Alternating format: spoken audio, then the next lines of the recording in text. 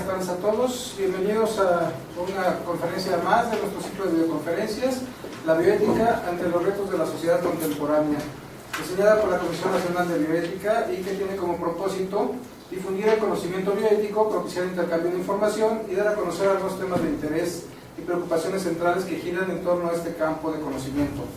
En esta ocasión tenemos el honor de contar con la doctora Susana Castañón Robles, quien es licenciada en Medicina por la Universidad Autónoma de Guadalajara, cuenta con una especialidad en Medicina Interna por el Instituto Mexicano del Seguro Social, es maestra y doctora en Ciencias de la Salud con énfasis en Epidemiología Clínica en la Universidad Nacional Autónoma de México. Asimismo, cuenta con una especialidad en Ética en Investigación por la Facultad Latinoamericana de Ciencias Sociales, realizada en Argentina. La doctora Castañón fue profesora del Seminario de Investigación y Tesis 2 de la Maestría Ciencias de la Salud de la UNAM, generación 2008-2011, y profesora adjunta de la Maestría en Ciencias de la Salud e Investigación Clínica del Instituto Politécnico Nacional, realizados en el Centro Médico Nacional del Seguro Social. Actualmente es profesora de la materia optativa de la Maestría de Ciencias de la UNAM, Ética en Investigación en Salud desde el 2011 y coordinadora del programa del Comité de Ética en Investigación de la Comisión Nacional de Investigación Científica de la Coordinación de Investigación en Salud del Instituto Mexicano del Seguro Social desde el 2008. El día de hoy nos brindará el tema de consentimiento informado en investigación. Doctora, muchísimas gracias. Muchas gracias. Gracias a la Comisión por la invitación en este esfuerzo de difundir la ética en investigación, especialmente en este caso. Bien, el proceso de consentimiento informado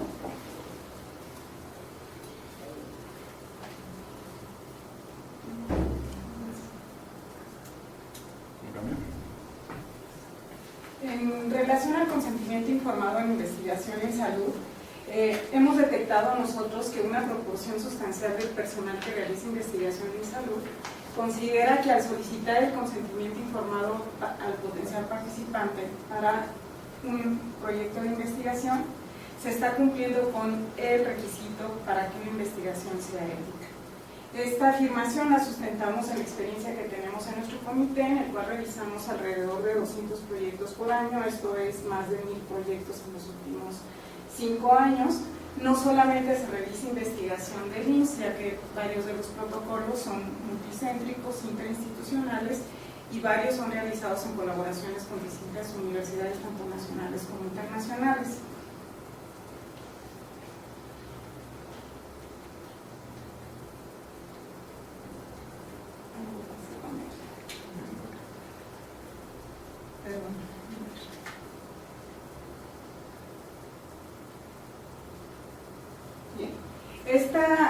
Ilustramos esta afirmación de una forma drástica con el contenido del apartado de aspectos éticos de 3 protocolos.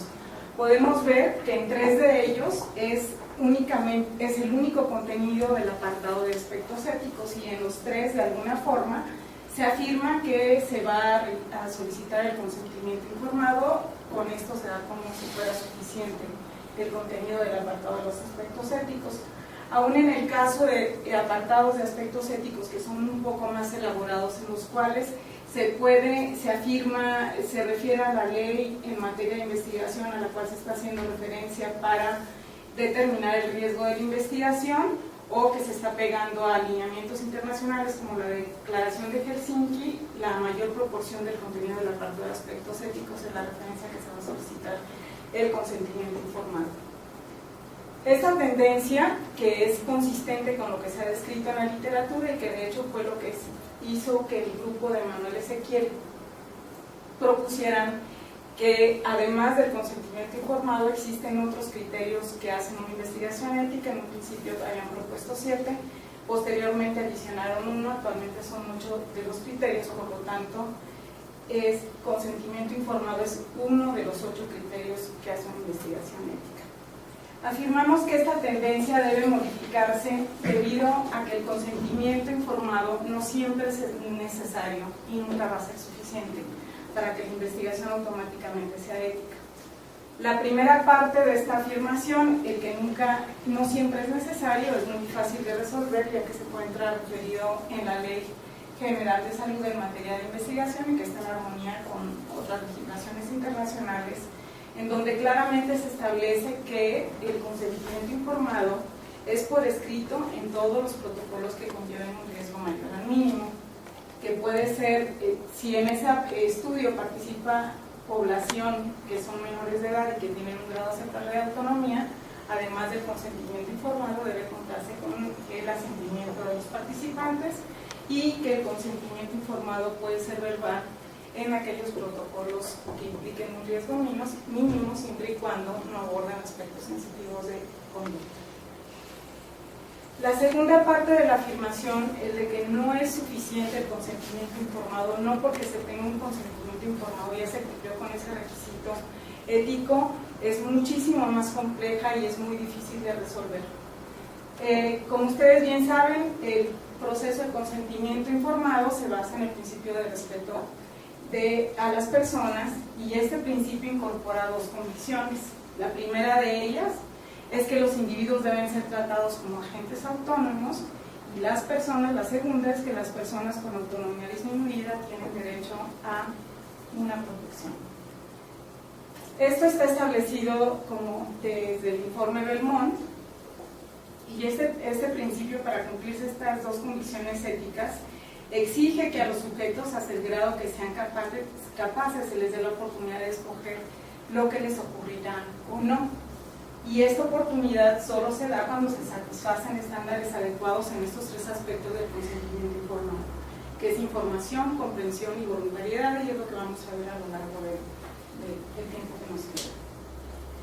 Únicamente cuando se cumplen estos tres estándares es que se puede hablar que el consentimiento informado sea válido y sí sería suficiente ese criterio ético para cumplir su parte que le corresponde como parte de estos 8 criterios éticos para la investigación. ¿A qué se refiere el estándar de información adecuada? Es algo yo creo que de lo que estamos más en contacto, y es que la información debe ser proporcionada, debe ser comprensible para el potencial participante. Debe evitarse el uso de términos técnicos, la redacción en primera persona y la voz activa debe ser del investigador que se dirige a los participantes. En estos ejemplos, que son la descripción de una carta, de 3 cartas de consentimiento informado, vemos en el primero de ellos, dice propósito y descripción del estudio. Esta es una investigación de riesgo mínimo que a través de una evaluación médico-oftalmológica y la toma de una muestra sanguínea pretende identificar factores hereditarios asociados al riesgo de presentar determinada patología. Cualquiera de nosotros puede identificar que esto no es un lenguaje apropiado. Lo mismo en el siguiente, dice: en este estudio investigamos nuevas alternativas que pueden mejorar la sensibilidad a la insulina y la secreción de insulina en personas con síndrome metabólico. Es la sección de la carta en donde se le está diciendo al participante lo que se pretende obtener con esa investigación. Difícilmente alguien que no esté relacionado con la medicina va a entender qué es la sensibilidad a la insulina, qué es la secreción a la insulina y qué son personas con síndrome metabólico.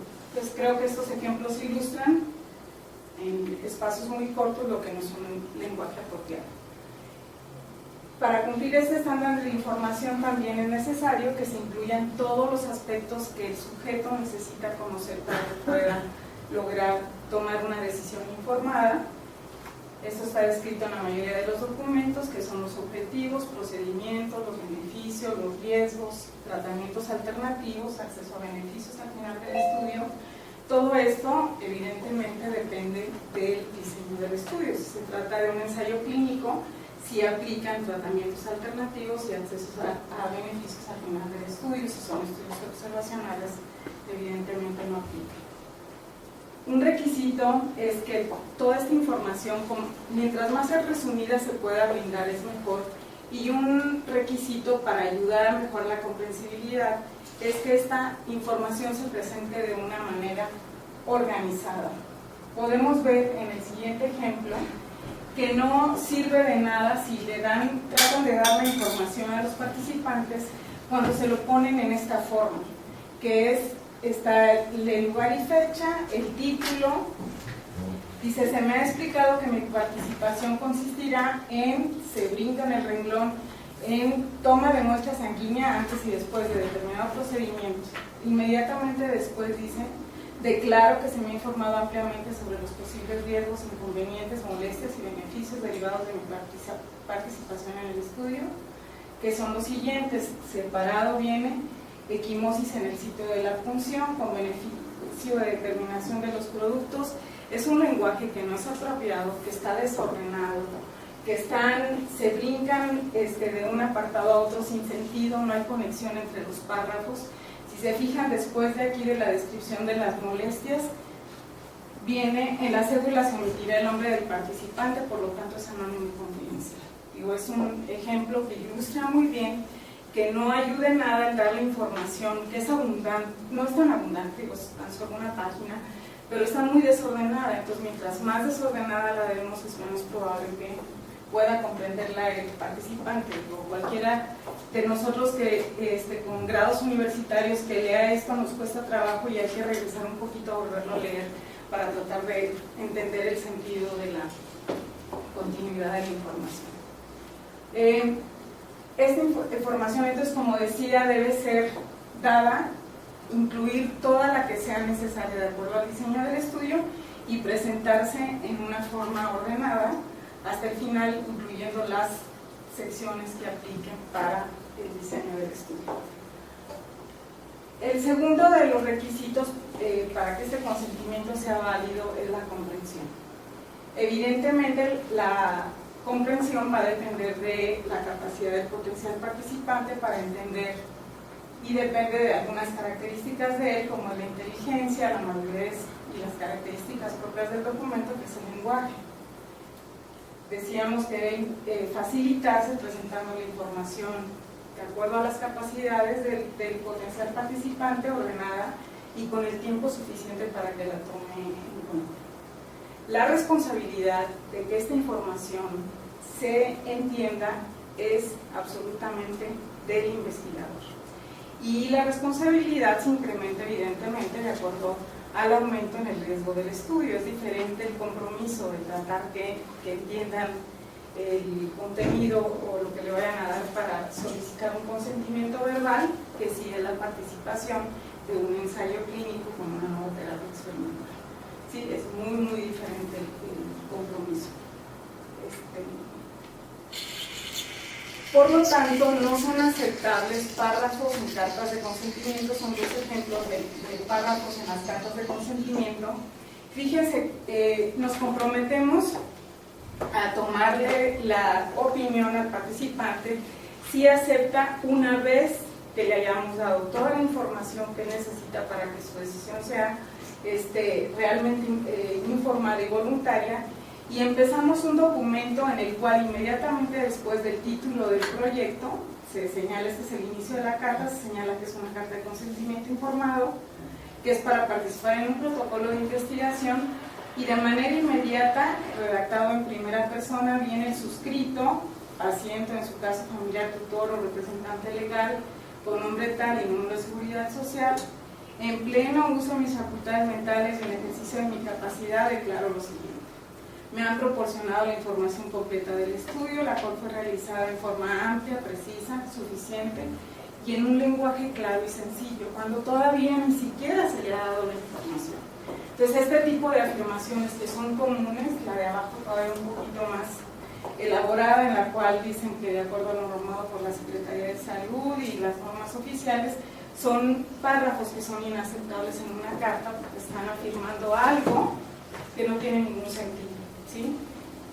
La única forma de afirmar que el lenguaje fue claro y sencillo es que nosotros lo podamos comprobar. Mientras no se pueda comprobar, no podemos afirmarlo. Por lo tanto, este es otro ejemplo de frases que no son aceptables. Es que mi firma implica, mi firma en la parte inferior indica que todas mis preguntas han sido respondidas a mi entendimiento y que es inaceptable utilizar a nombre de ellos el entiendo. Entonces, ¿qué es lo que podemos hacer para realmente evaluar si existe, si se comprendió la información o no? Dependiendo del diseño del estudio, va a ser el contenido de pequeños cuestionarios que se pueden aplicar para evaluar si se comprendió o no. ¿Qué debe contener eso? Si es un estudio que es una intervención, todo aquello que se relacione con seguridad es importante evaluarlo, y en todos va a ser necesario evaluar si se comprendió que la decisión es voluntaria, la participación o no, que si se retiran no va a haber ninguna consecuencia. Este es el ejemplo de un cuestionario que utilizamos en un ensayo clínico, en el cual era importante, se da un suplemento de fibra en unas galletas, era importante que no se consumieran todas al mismo tiempo. Estas galletas podían disminuir la absorción de los medicamentos, por lo tanto era importante que no se tomaran muy cercanamente los medicamentos. Entonces, una vez que les leíamos la carta de consentimiento informado con toda la información, les hacíamos este cuestionario, y el ejemplo, aquí hice la primera pregunta, se les daba la opción de ellos responderla. ¿Es obligatoria su participación en el estudio? Debe ser lo más sencillo que se pueda, pues sí, no. La segunda es: ¿tendrá alguna consecuencia en la atención médica que usted recibe si decide retirarse del estudio? Sí, no también. Y los aspectos de seguridad que nos importaban es si se podían consumir las 2 o 3 galletas al mismo tiempo, y por ejemplo es conveniente que tome las galletas junto con los medicamentos. Si alguno de estos puntos se responde de forma incorrecta, hay que regresar y explicarle o preguntar qué es la parte que no se entendió, para poder evaluar realmente si existe comprensión de la información. Este es un ejemplo de un estudio observacional en el cual evalúan si se leyó la carta de consentimiento, igual también con la misma opción de sí o no. Si existen riesgos que pongan en peligro la salud, se acepta participar, o de la obligatoriedad, y si hay consecuencias porque se retiran. Luego ampliar un poquito más, y así los datos se van a ser manejados de forma confidencial. Y si confirma, yo creo que mientras no se evalúe de esta forma, si confirma que ha recibido la información, ya está de acuerdo en participar en el estudio, no podemos afirmar ninguna de las otras párrafos que les mostré. Entonces es conveniente que hagamos el ejercicio, se usa muy poco frecuente, tiene un uso muy bajo. El uso de estos cuestionarios debe ser promovido para que podamos realmente afirmar que el sujeto comprendió, y no nada más sea un párrafo que se copia de la misma forma en cualquiera de los cartas de consentimiento. Hay algunos estudiosos de estos aspectos de la comprensión, y hay algunas actividades que recomiendan para tratar de mejorar el grado de comprensión, que es el que se dedique mayor tiempo a los potenciales participantes, que exista una retroalimentación, explorar qué preguntas son las que se han comprendido o no, y regresar a esos tópicos. Tiene la inconveniencia, algunos críticos de este tipo de ejercicios, es que dicen que el ir y volver varias veces sobre eso puede ser que ya responda de memoria y no que realmente haya sido que lo comprendió, pero puede ser que sea mucho mejor que no hacer nada y afirmar exclusivamente que se ha comprendido la información. El ejercicio más recomendable es tratar de simplificar lo más que se pueda los formatos de consentimiento informado, y hay quien recomienda el uso adicional, no solamente las cartas de consentimiento, leerles el documento, si algunos intervenciones multimedia, audiovisuales, discos compactos.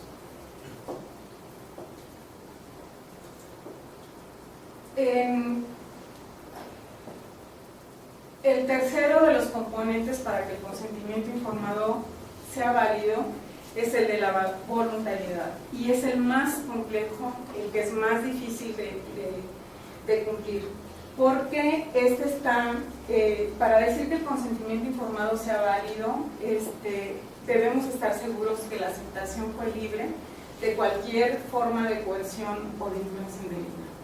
Esto es algo muy, muy complejo de garantizar, porque es un constructo con múltiples dimensiones.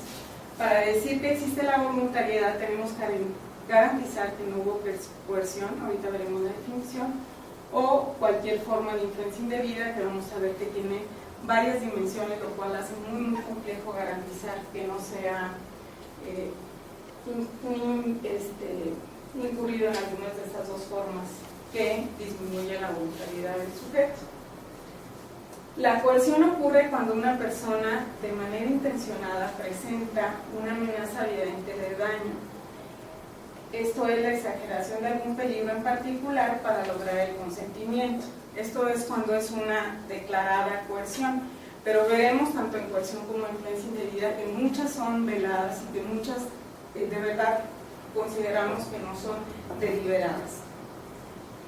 Para ejemplificar la coerción voy a utilizar uno de los ejemplos clásicos. Este es el documento que utilizó el grupo de Walter Reed en sus experimentos de fiebre amarilla que se realizaron en Cuba, y es un antecedente muy importante para el consentimiento informado. En esa época no se conocía como tal, y es una especie de contrato en la cual estos investigadores delineaban los riesgos de participar en el estudio, se aclaraba que no existía tratamiento, que era un experimento, y este documento estaba disponible tanto en inglés como en español. Si no conocen los experimentos de Walter Reed, lo que hicieron ellos fue en Cuba, que era frecuente la fiebre amarilla, no se conocía cuál era la forma de transmisión, entonces ellos hicieron varios experimentos en distintos sujetos.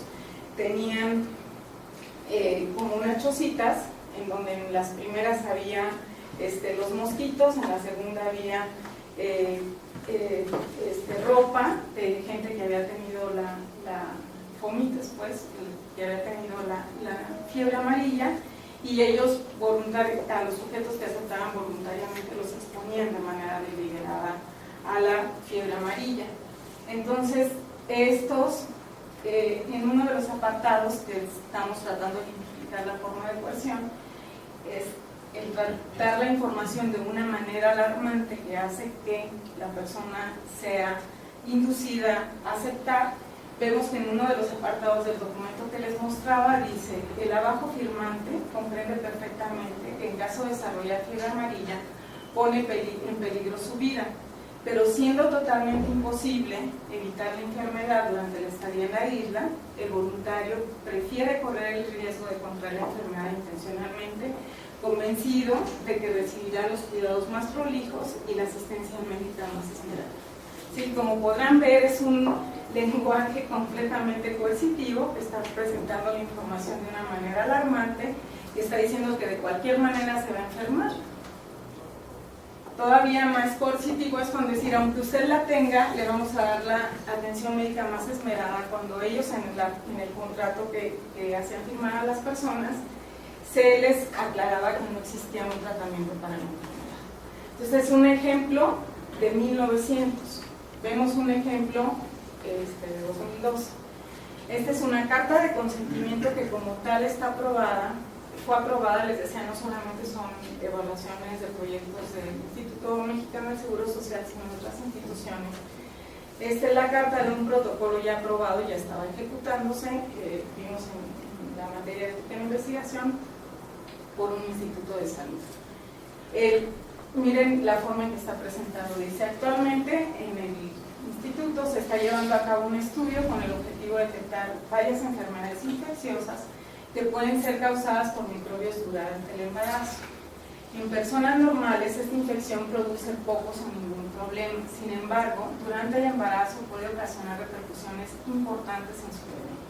No siempre se notan las consecuencias de estas infecciones cuando el bebé acaba de nacer, por lo que se realizan pruebas de laboratorio para detectarlas. La detección de estas infecciones pronto después del nacimiento tiene la ventaja de que algunas veces se puede iniciar un tratamiento específico y así disminuir las posibilidades de daños que pueden ser malformaciones congénitas, daño al cerebro, disminución de la función visual y alteración en el aprendizaje, entre otras. Con este lenguaje presentado, hay algunas otras cosas que hay que considerar en este contexto. Se le está presentando a una población vulnerable, que es una mujer embarazada. Si bien el riesgo que va a tener el bebé por participar en este estudio es mínimo, sin riesgo, porque era tomarle unas gotitas adicionales al momento de que se le hace la prueba de tamiz que está establecido, realmente el riesgo que implica es psicológico para la madre, porque se les iba a abordar en la última consulta prenatal, en ese momento se les iba a abordar. esta afirmación que se está haciendo, que si se le detecta, se pueden evitar todas estas complicaciones, la probabilidad, la prevalencia que están buscando de estas infecciones es menor al 0.05%. Entonces, para detectar un caso, hay que someter a un riesgo psicológico en un momento vulnerable a 200 mujeres, ¿sí? Les digo, era un estudio ya probado. El riesgo del bebé no es mayor, pero el de la mujer sí es un daño psicológico, y aquí hay que evaluar qué tanto vale la pena alarmar a alguien que está esperando el nacimiento de un producto que ya por sí mismo se tienen dudas de si van a hacer bien, para que nosotros presentemos con este tipo de lenguaje esta posibilidad muy baja de que llegue a presentar solo por el interés de responder nuestra pregunta de investigación. Y algunas de las cosas no son ciertas. Por ejemplo, el hecho de que se lo detecten pues no puede evitar malformaciones congénitas, porque ya es a posteriori cuando ellos lo van a buscar. Entonces sí es ilustrar de alguna forma cómo la forma alarmante que se presenta el lenguaje es una forma de coerción. Se le está presentando una amenaza. Si usted no participa, puede ser que no le detectemos al tiempo a su bebé este tipo de infección y vaya a tener daño al cerebro o daño a la función visual, alteraciones del aprendizaje. Entonces es una forma de coerción. Simplemente en el lenguaje es un problema vigente, lo podemos ver. No sabemos si es deliberado o no, seguramente no es deliberado. Si es falta de conocimiento en que el lenguaje no es aceptable de esta manera en una carta de consentimiento informado. En contraste con la coerción, la influencia indebida ocurre a través de una oferta. En la coerción existe una amenaza, en la influencia indebida existe el ofrecimiento, otra vez deliberado o no, de una recompensa que puede ser excesiva, o injustificada, o inapropiada, o deshonesta, u otra proposición con el fin de obtener el consentimiento informado. Nosotros estamos convencidos que no siempre es deliberado. Existe debate en lo que se define como una oferta o retribución como inaceptable. Las pautas 7 de la CIOMS comenta que los pagos en dinero o en especie a los sujetos de investigación no debieran ser tan elevados como para inducir que ellos participen en una investigación cuando, si no existiera la oferta, ellos no participarían. No siempre es dinero, lo vamos a ver en los siguientes ejemplos. Y el espectro es muy amplio, vamos a ver del espectro menor al espectro de un extremo a otro del espectro algunos ejemplos. Puede ser tan sutil como se le plantea la información al participante. Simplemente empezar una invitación donde estamos invitando a participar en esta importante investigación, que si usted no participa, no va a colaborar a esta importante investigación. O bien, si usted acepta participar, trascenderá como persona al mostrar empatía con una población enferma. Son afirmaciones poco cuidadas y que no se consideran las repercusiones que puede tener. Les digo, esto es sutil y es menor, ¿sí? Porque no obliga de una forma clara. Pero veamos, ejemplo, a veces la oferta puede ser tan alta, para la población general puede ser que no sea tan elevada la oferta, o depende del contexto. Por ejemplo, en un medio privado es probable que esto no sea una influencia indebida, pero sí para población que se atiende en institutos o en instituciones de salud, públicos de salud. Fíjense en lo que está en azul, se le está poniendo además como un beneficio que también es inadecuado. Se le está diciendo, al participar en este estudio, usted recibirá un glucómetro con lancetas y tiras reactivas para poder automonitorear su glucosa en sangre. Además, tener un seguimiento médico cada 2 semanas, y si se asigna el grupo con nutriólogo, podrá además recibir un plan de alimentación, el cual se va a ir adaptando de acuerdo a sus necesidades. Les digo, para la población que se atiende en un medio privado es muy probable que no sea una oferta inapropiada, porque la mayoría cuenta con glucómetro y puede controlar las tiras reactivas. Pero para la población general que se atiende en las instituciones públicas, esto claramente es una influencia indebida, porque van a participar simplemente por tener el glucómetro, ¿sí? o por tener una atención que no pueden accesar de alguna otra forma. Y es importante recordar que nunca el participar en un proyecto de investigación debe representar una ventaja sobre no participar. Entonces, el ofrecer esto es una forma de influencia indebida. De igual forma, dice, si su hijo resulta seleccionado, se le ofrecerá un nuevo tratamiento conocido como tal, que tendrá la estricta supervisión del personal especializado. Existe la posibilidad de que este nuevo tratamiento sea de utilidad para la enfermedad que su hijo tiene y ayude a que se resuelva tanto, por lo tanto su hijo tenga más posibilidades de vivir. Entonces, simplemente el lenguaje como se presente puede inducir a participar cuando, cualquier papá, volvemos otra vez, en un momento vulnerable, a población vulnerable, se le ofrece incrementar las probabilidades de vivir de su hijo, evidentemente va a aceptar participar. ¿Sí? Entonces ya no se cumple con la voluntariedad. Y el extremo lo tenemos, tomamos otra vez el ejemplo de Walter Reed para ver el extremo de influencia indebida. Aquí sí, donde la oferta de dinero puede hacer que se sometan a riesgos superiores a lo que se expondría, aceptaría un sujeto exponerse. En el caso de Walter Reed, para 1900 ofrecían el pago de $100 dólares estadounidenses en oro por 2 meses de participación. Si completaban 2 meses les daban $100. Si contraían la infección les daban otros $100. Si fallecían les daban $100 a la familia. Entonces, $300 estadounidenses en 1900 por participar en una investigación claramente es una forma de influencia indebida. Nos vamos a un ejemplo contemporáneo y este es un dictamen de un protocolo en el cual participaban sujetos de nuestra institución durante 2 años, un medicamento que se les daba 2 veces a la semana, el cual no se encuentra dentro del cuadro básico de nuestra institución y no se haría disponible para los participantes.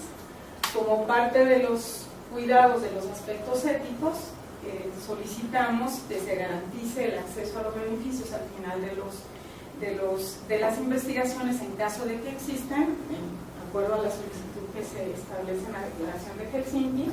En teoría es responsabilidad del investigador responsable que está proponiendo hacer estos arreglos para él garantizar el acceso a la población del estudio a estos beneficios. Nosotros ni siquiera los pedimos para todos los participantes, sino para aquellos que han presentado un beneficio durante el tiempo que se les administró, que se les garantice el acceso a la intervención, si fue benéfica y según en ellos, por un tiempo similar al estudio.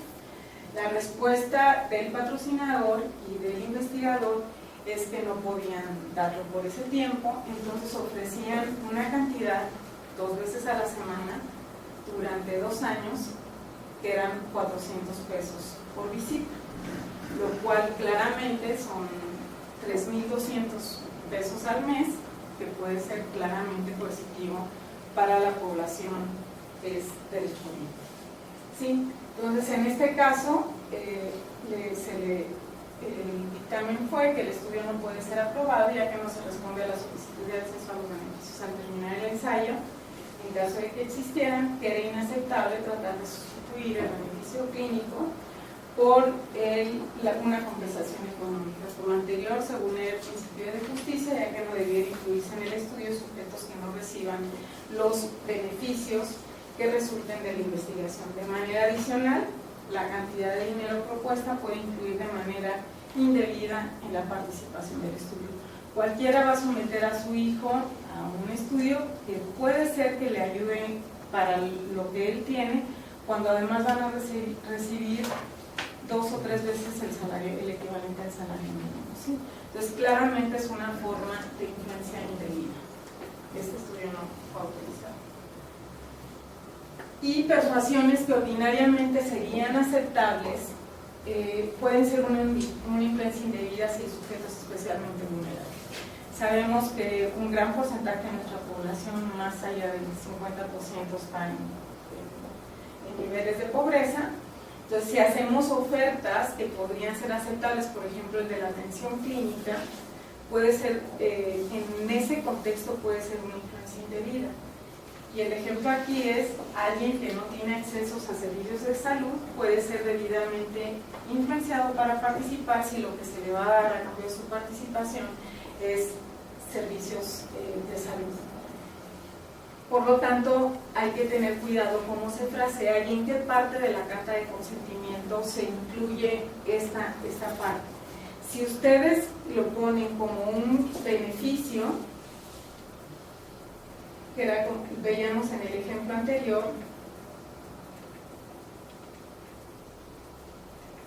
esta persuasión, esto que pudiera ser aceptable, el darles el glucómetro y las tiras son necesarias para responder a los objetivos de investigación, pero si yo lo pongo en un apartado que es beneficio, lo convierto automáticamente en una influencia indebida, ¿sí? Entonces, algo que pudiera ser aceptable, pero cuando es población vulnerable, como la que es la gran mayoría, se convierte automáticamente en una influencia indebida. Otro componente de la voluntariedad, y es un malentendido que existe, que es favorecido por el personal que realiza investigación. Vean el inicio de estas cartas, dice: el médico tratante de su hijo de tal servicio de este instituto le invita a participar. Lo mismo sigue en el siguiente ejemplo, dice: su médico le va a pedir firmar el consentimiento informado por escrito para la participación en este estudio. Esta versión de influencia indebida se presenta en el muy frecuente escenario en el que se combina atención clínica con investigación. Es algo que se trata de promover, que todas las instituciones hagan investigación. Si no se tiene este tipo de cuidados, se puede favorecer la influencia indebida. En este caso específico, debe evitarse que el médico responsable de la atención sea el mismo que solicite el consentimiento informado, porque existe una relación de dependencia médico-paciente, por lo cual él, si acepta participar, puede ser que acepte bajo presión. El razonamiento de los sujetos es: ¿quién mejor que mi médico tratante para saber lo que me conviene o no me conviene hacer? Entonces, esta es una forma de influencia indebida sumamente común, muy poco reconocida por los médicos. En algunos estudios se ha explorado esto. Este es un estudio que se realizó en un instituto, aquí se evalúa el proceso de consentimiento informado en población vulnerable en pacientes con cáncer avanzado. En el instituto correspondiente se realizó este estudio, en el cual se abordaron 35 pacientes y 70 médicos. De los 70 médicos únicamente respondieron 20, que es la información que se presenta aquí. Si ustedes, es nada más para ilustrar lo de la vulnerabilidad, que en este grupo no solamente está dado por la enfermedad avanzada que tienen, sino por algunas otras características, como es la escolaridad. Si ven, el 30% no tiene ninguna escolaridad, 29% es la elemental incompleta. Y se fijan, a los 35 sujetos se les preguntan quién lo invitó a participar en este ensayo clínico. Al 86% lo invitó su médico tratante, ¿sí? Y este hecho no es reconocido por los médicos. En la siguiente diapositiva vemos la respuesta de los doctores. Y dice: ¿cuál de las siguientes condiciones pueden influenciar en el proceso de consentimiento informado? Ser el médico tratante, ninguno. Es que el paciente sea vulnerable, tampoco. Lo único que reconocen es que puedan tener conflicto de interés. Le preguntan, se confirma también esto en la siguiente pregunta, que dice: cuando conduce una investigación clínica, ¿está usted involucrado en la atención de los pacientes antes? Y la respuesta: nunca 0, algunas veces 5, siempre 95%. Entonces vemos que es un problema, una forma de influencia indebida muy prevalente, no reconocida por parte de los que hacen investigación, por lo tanto es una forma de continuar perpetuando. En la siguiente es otra forma de influencia indebida también muy prevalente, poco reconocida, y que se da también por esta combinación, esta convivencia de la investigación con la atención clínica, y es lo que se conoce, el término en español no lo tenemos todavía muy claro, que es el favorecer esta confusión a los participantes de si no se hace la distinción de si es un proceso de investigación o un proceso de atención clínica. Se conoce como Therapeutic Misconception, fue descrita desde 1982 y aún no sabemos cómo manejarla, y en esta hay que hacer esfuerzos evidentes para tratar de evitarla, de hacer una clara separación entre los procedimientos que son propios de la atención clínica de los que son propios de la investigación. Puede ser tan sutil también como el referirnos a ellos como pacientes en lugar de participantes, y en lugar de aclararles que es una intervención, se les dice que es un tratamiento. Entonces, se propone que a los participantes siempre se les debe aclarar que el propósito definido de la investigación es generar conocimiento generalizable, aun cuando algunos se puedan beneficiar de la participación en la investigación. Pero es algo que en la literatura la encontramos como si fuera responsabilidad de los participantes, que esta confusión está porque ellos no entendieron. Pero si se fijan en estos ejemplos, quien lo facilita somos nosotros, somos los que hacemos investigación. Dicen, estos son extractos de distintas cartas en donde dice: los resultados del estudio darán a mi médico tratante un panorama sobre el control de mi enfermedad. Todo esto se está refiriendo al contexto de la atención clínica, mi médico tratante, mi enfermedad, el tratamiento, ¿sí?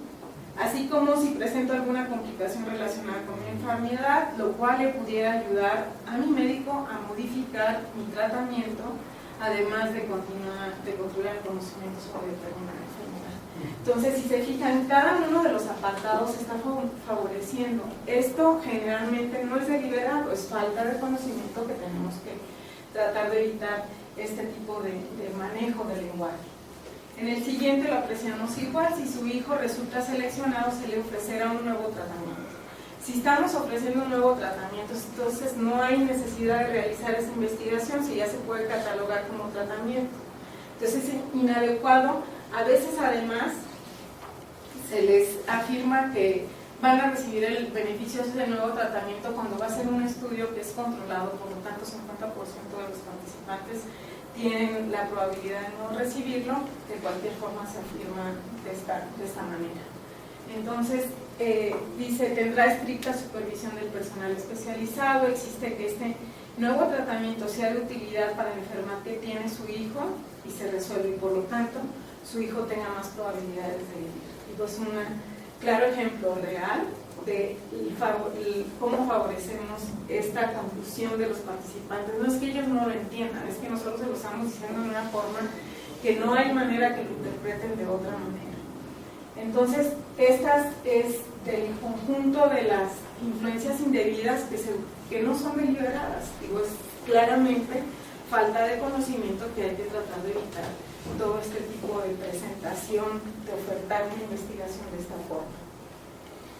En este es otro claro ejemplo, dice: al firmar la presente carta me comprometo a aceptar el implante para el manejo de mi patología, ¿no? Digo, más claro que eso, que los estamos confundiendo, no puede ser.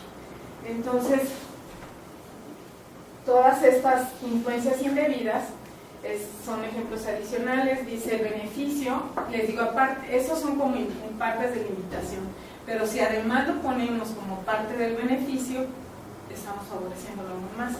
Dice el beneficio de que participe en este proyecto es que mi hijo va a ser diagnosticado. Pueden ser métodos diagnósticos o métodos terapéuticos los que se presten a esta influencia indebida. Y estamos proponiendo en esta investigación, en la justificación del estudio, una opción terapéutica de menor riesgo a la quirúrgica, ¿sí? No solamente se los damos como parte de la atención, sino parte se lo ofrecemos como que todavía es más generoso, es menos riesgoso que el que se usa habitualmente, ¿sí? Entonces hay que tratar de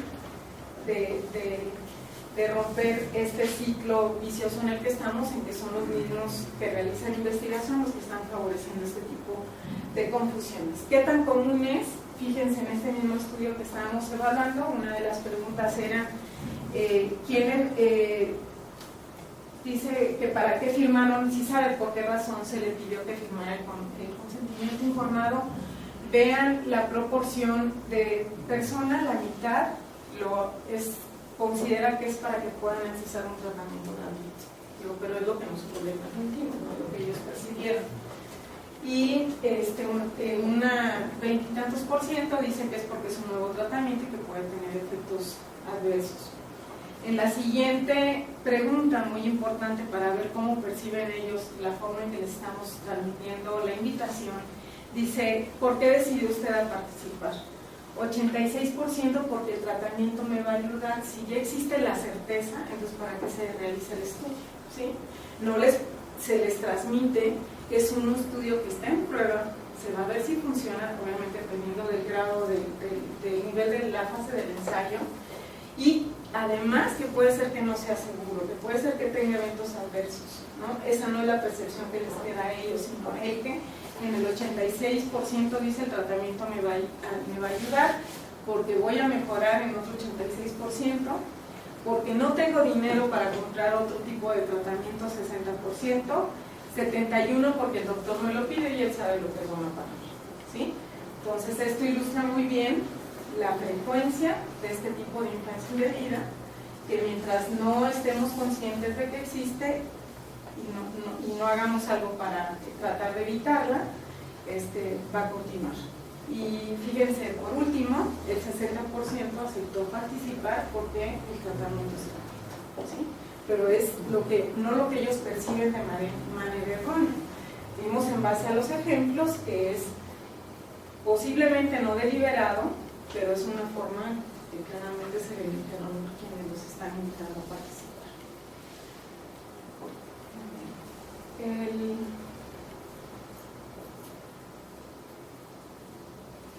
Esto serían los tipos. Esto refleja lo complejo que es el apartado de voluntariedad, es decir, como si acepto voluntaria y libremente, es muy complejo, no logramos porque no tenemos identificadas algunas formas de influencia indebida, entonces es muy difícil que sea cierto la parte en donde se afirma acepté libremente y de manera voluntaria.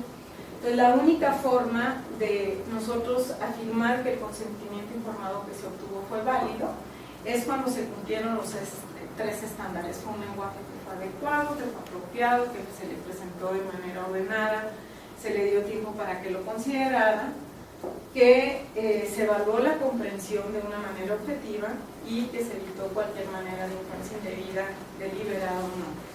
Pues hasta entonces es que podemos afirmar que se cumplieron estos 3 estándares y el sujeto se está respetando la autodeterminación del sujeto, y el sujeto controla realmente si se enrola o no en un estudio, en la manera en que se evite la concepción de que están recibiendo un tratamiento y de que va a ser gratuito. Si no, no podemos afirmar que está controlando. Entra al estudio porque tiene que entrar, es la única forma de accesar a un tratamiento. Entonces, únicamente evitando todas esas formas de coerción o de influencia indebida, es que el sujeto va a controlar si se enrola o no.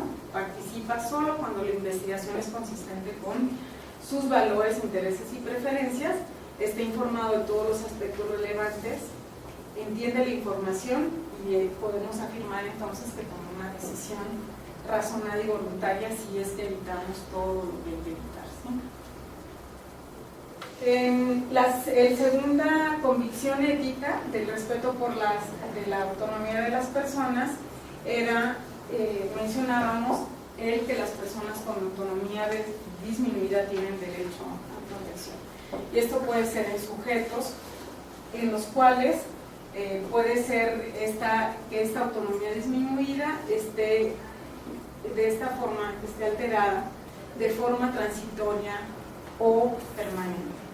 En cualquiera de las dos situaciones, todos los estándares que mencionabas se deben cumplir, pero todos los documentos deben dirigirse al familiar, quien tomará la decisión de acuerdo a las condiciones que él sabe tuviera el participante.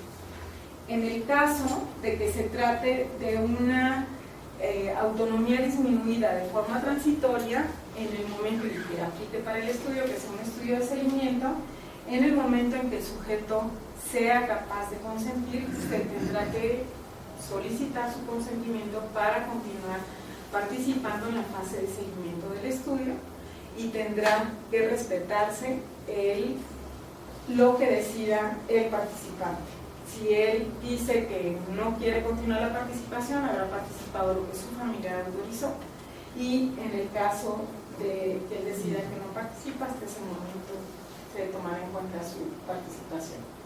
En el caso de los niños, una vez que los padres dieron el consentimiento, se asiente a los niños, es mediante un documento muchísimo más simple que lleva muy cuidada la información, ya que hay que manejar algunos aspectos que son sensibles, por ejemplo, diagnósticos de enfermedades serias. Puede ser que los padres hayan decidido no informárselo al niño y eso se debe respetar. Entonces, mediante un documento muy sencillo, con información, se les dice que ya aceptaron los papás y se busca que participen si él está de acuerdo. Se le explica en una forma muy sencilla en qué consiste la participación. No hay un acuerdo a partir de qué edad, claro, a partir de qué edad se debe pedir. En Estados Unidos se refiere hasta 7 años, en México a partir de los 7, 10 años y hasta que son mayores de edad. En el caso que estén participando en un estudio y que cumplan la mayoría de edad, en ese momento, durante el seguimiento del estudio, se debe solicitar el consentimiento y deberá respetarse lo que él decida. El desacuerdo para la participación o disentimiento de un niño siempre deberá respetarse. Si los papás ya aceptaron y el niño decide que no, la recomendación es que no se incluya en la investigación, debe respetarse el disentimiento, a menos que, omito esta parte porque es favorecer la confusión entre terapia e investigación. Para principios generales es, si el niño dice que no, debe respetarse el disentimiento siempre. Por último, ¿cuáles son los retos del consentimiento informado? Existe, al igual que la ley mexicana, que nuestra ley en materia de investigación, nuestra ley general de desarrollo en materia de investigación está sufriendo modificaciones porque no había sido revisada en un buen tiempo. Lo mismo sucede con la regla común de los Estados Unidos. Entonces, en unas reuniones se vio lo que se proponía que debe cambiar en relación a investigación y veremos la parte que afecta el proceso de consentimiento informado. Los cambios propuestos se enumeran aquí, los iremos viendo en relación a algunos ejemplos de modificaciones que hemos hecho en nuestra comisión. Algunos de los cambios que se proponen, muchas de la queja de la gente que hace investigación es que los requisitos que tienen las comisiones solamente son una carga burocrática y que realmente no se traducen en una mayor protección de los participantes. Entonces, en ese contexto, hicieron un análisis más o menos crítico para ver qué es lo que se podía proponer y tratar de disminuir esa percepción. Entonces, de las recomendaciones es que se especifiquen de manera más explícita el contenido que deben tener los documentos de consentimiento informado, limitar la extensión de los documentos, simplificar el contenido de las plantillas institucionales. Este es un ejemplo de lo que nuestra comisión ha realizado en los últimos años. Desde 2009, finales de 2009, elaboramos una guía tanto para la elaboración del apartado de aspectos éticos para evitar que recibamos protocolos en los cuales el único contenido son 3 renglones y se hace referencia al consentimiento informado, y una guía extensa de cómo debe ir cada uno de los apartados. De hecho, esto que se encuentra en gris puede ser utilizado por los investigadores, copiado y pegado, y adecuarlo nada más para su proceso. Otra de las recomendaciones es que se promulgue el uso de formatos estándar para el consentimiento informado, que nosotros desde 2010 tenemos este formato, a pesar de la accesibilidad, porque está disponible para todo el que quiera en esa dirección. No tenemos el resultado que quisiéramos. Evidentemente hay determinados grupos de investigación que son muy ordenados, que son muy cumplidos, en los cuales ya es es muy poco los cambios que se les puede recomendar porque están siguiendo y adecuando a sus investigaciones los formatos que utilizamos. Otra recomendación del Grupo para la Modificación de la Ley de Estados Unidos es permitir el uso de consentimiento verbal. Nosotros, en aquellos estudios que la ley lo permite y en algunos en los cuales ahí se manejan o diagnósticos sensibles o aspectos sensibles que para no exponer a los participantes recomendamos que se haga verbal el consentimiento. Tenemos un formato también disponible en nuestro sitio, el cual únicamente se llenan los apartados con los datos propios de la investigación.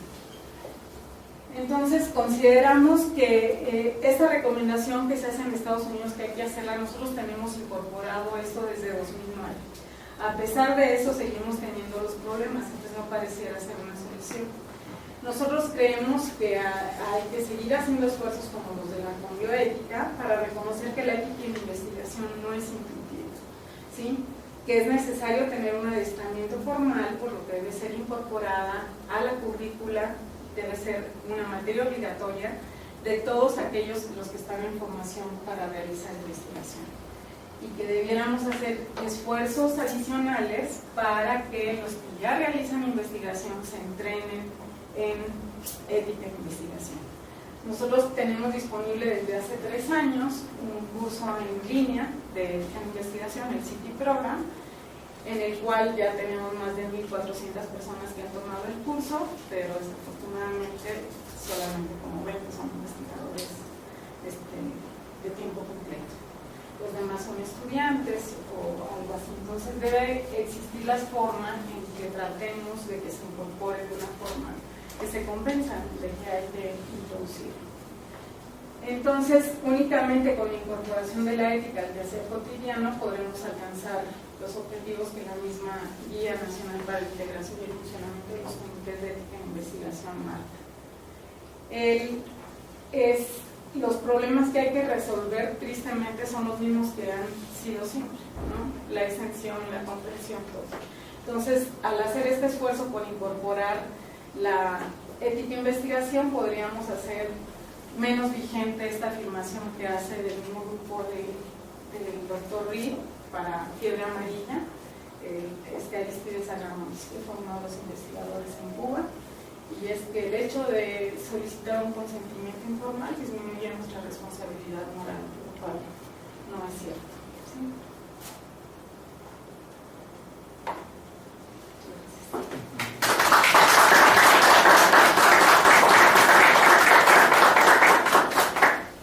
Muchas gracias. No sé, ¿alguna pregunta del auditorio? Sí, adelante, doctor. Doctora, muy interesante y actualizada su presentación, que bueno, nos deja puntos de reflexión y cómo el consentimiento informado que se ha venido promoviendo, ¿verdad?, que tanto en la investigación como en la atención médica se lleve a cabo de una forma real y verídica. Y dentro de la Comisión Nacional de Bioética nosotros estamos haciendo el esfuerzo, hemos estado haciendo el esfuerzo, vamos a decir en los últimos 21 años, para que el consentimiento informado se obtenga de una forma adecuada, de una forma útil, en resguardo a las personas y también en resguardo al personal de la prestación de servicio o de los investigadores. Dentro de la comisión siempre nosotros promulgamos que hablemos de un proceso de consentimiento informal, no de una carta ni de un formato, que por cuestiones legales lo tenemos que reducir, lo tenemos que evidenciar en un documento, pero que atrás debe ser respaldado por toda una participación del personal de salud para hacerle llegar al paciente de los beneficios o los riesgos. Y como dice usted, dentro de este proceso pues se pueden caer en diferentes situaciones problemáticas.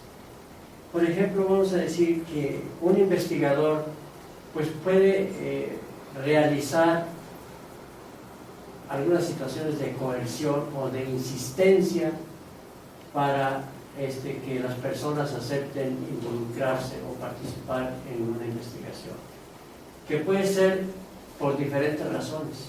quizá podríamos decir hasta humanas, ¿no?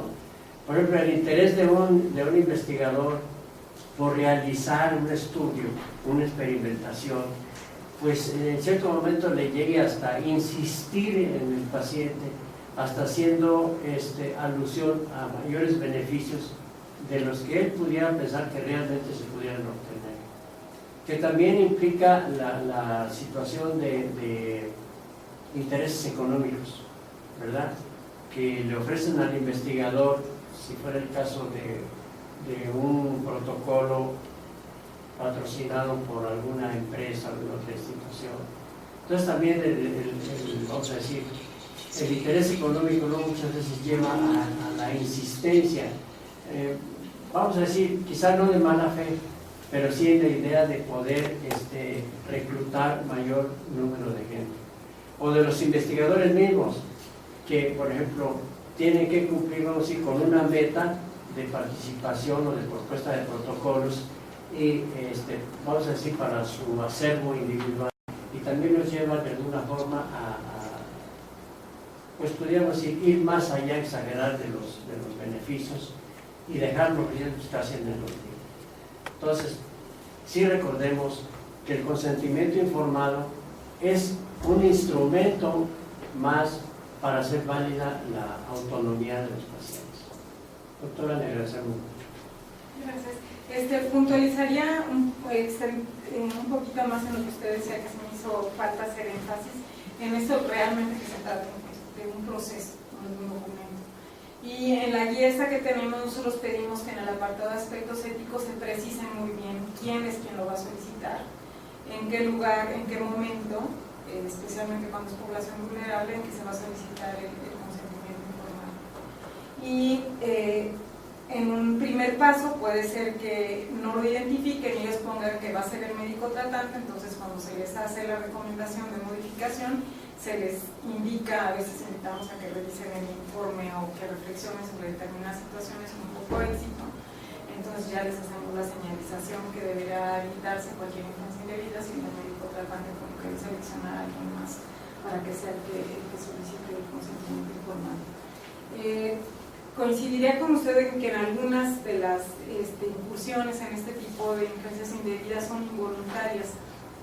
Preocuparía más si fueran secundarias a intereses económicos o por cubrir cuotas, que no solamente en este tipo de situaciones lo vemos, que también favorecen muchas de las conductas inapropiadas en investigación, como son las publicaciones repetidas, ¿no? Tener que cumplir con cuotas.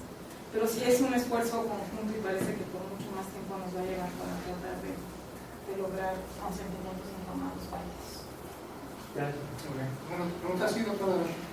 Doctora, habitualmente vemos enfocado el consentimiento informado al área de la investigación en estricto de salud, y casi vemos el paciente con el médico o con el investigador, pero también hay investigación epidemiológica o investigación psicológica en donde los límites, las fronteras entre cómo se explora la casa de un paciente o una comunidad, cómo es que el investigador llega a tocar aspectos sensibles de aspectos religiosos, rituales, etc. Y también en esos casos, investigaciones en donde se tratan aspectos psicológicos o epidemiológicos normales, pero que requieren de la toma de algún tipo de datos muy sensibles de la sexualidad o de la forma de pensar en ciertos aspectos delicados que tienen que ver con aspectos religiosos, etc., también requieren de ser cuidadosamente vigilados. Ahora, usted dijo algo muy interesante. Dijo, pese a los esfuerzos que hemos hecho, y estamos hablando de la coordinación del Instituto Mexicano de Seguro Social, como que no han notado un cambio significativo en la forma en la que estamos haciendo investigación y cómo se cubre ese rubro. Quiero entender, primero, bueno, que los investigadores están rotando, los investigadores se envejecen y dejan la pauta a otros nuevos, y entonces esos nuevos tienen que cubrir ese rubro y tienen que ser educados al respecto. Ese sería un tópico, pero el segundo es, creo que este tópico no es menor, es un tópico tremendamente difícil de tocar y que sí amerita lo que usted decía. Los cursos de ética para los comités, para las personas interesadas y los investigadores deben de ser, deben de tener deben de estar en otro rango de exigencias, no son cosa menor. Yo creo que, bueno, esto que usted dijo me deja con la idea de que no solamente hay muchas cosas que hacer, sino que ustedes que están adelantados en esto, que están haciendo investigación con respecto a la dificultad de imbuir al personal involucrado en investigación de salud con de estos aspectos éticos, nada más en este punto se ve este tipo de hallazgos, pues yo creo que se necesita una cooperación interinstitucional, hablarlo con la gente en el Instituto de Seguridad de Trabajadores del Estado, en Pemex, en Sedena, en tantos sitios en donde se está llevando investigación, no se diga a los privados también, porque este tema sí realmente es no solamente apasionante, pero sumamente delicado, y yo creo que en aras de que ahora estamos registrando los comités hospitalarios de bioética y dando el documento que avala la buena estructura de un comité de ética e investigación para que se registre el COFEPRIS, esto creo que nos debería de involucrar más en cómo podemos avalar que los comités están tomando cartas en el asunto, se están educando ellos mismos o están consiguiendo por instituciones validadas este tipo de certificaciones y demás, porque creo que es un tema que requiere de un compromiso en donde la bioética, pues nosotros creemos que no es que no podamos solos, es que no debemos hacerlo solos, lo tendríamos que hacer con todo el equipo de todas las ciencias interesadas, ¿no? Nos gustaría particularmente en la dirección operativa y en nuestra dirección de ética e investigación tener un contacto más puntual a este respecto, doctor. Con mucho gusto, doctor. En relación a lo que comentaba usted del riesgo en las investigaciones psicológicas, nosotros procuramos, bueno, y así está establecido, que dentro del mismo proceso de consentimiento informado, cuidar mucho esto de los riesgos de estigmatización, de exhibición que existen en este tipo de investigaciones, y además tenemos mucho cuidado también que tanto en la carta como en el apartado de aspectos éticos del protocolo se pongan las formas en que se van a resolver cualquier dificultad que exista en el momento de la entrevista, sobre todo cuando se abordan aspectos sensitivos de conducta.